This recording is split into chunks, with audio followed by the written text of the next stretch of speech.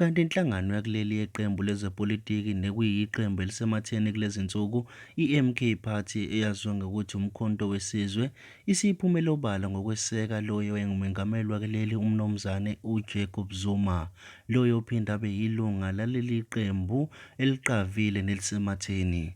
Kanti konke lokhu kuze emveni kokuba inhlangano ye-IEC ikhiphe isitatimende esibhekisa ezweni ukuthi loyo owayengumengameli wakuleli umnumzane uJacob Zuma angeke akwazi ukuthi abe umholi waleli qembu mase kuyisikhathi sokhetho ngenxa yokuthi uke wagwetshwa waboshwa ngenxa yamacala ayesolwa ngawo. Kanti leli qembu lepolitiki iMk bisikhipha isitatimende esibhekise kule nhlangano yaka-IEC ichaza kabanzi ukuthi loyo owayengumengameli wakuleli lizwe umnumzane uJacob Zuma nophinde abe yilunga eliqavile leli qembu angakwazi ukuthi abe upresidenti waleli qembu, futhi akukho nakunye okungavimba ngesizathu sokuthi amacala ayewebeke wona alikho elithi waboshelwa ukuthi weba imali.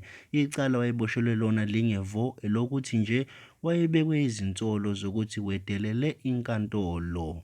Ngakho lokho ngeke kumvimbe ukuthi abe umengameli noma umholi waleli qembu ngezikhathi zokhetho. Kanti uBulisi Lethu TV siyacela ukuthi ungakhohlwa ukusubscribe ku-YouTube channel yethu ukuze sikwazi ukuthumela ezinye nangokuzayo.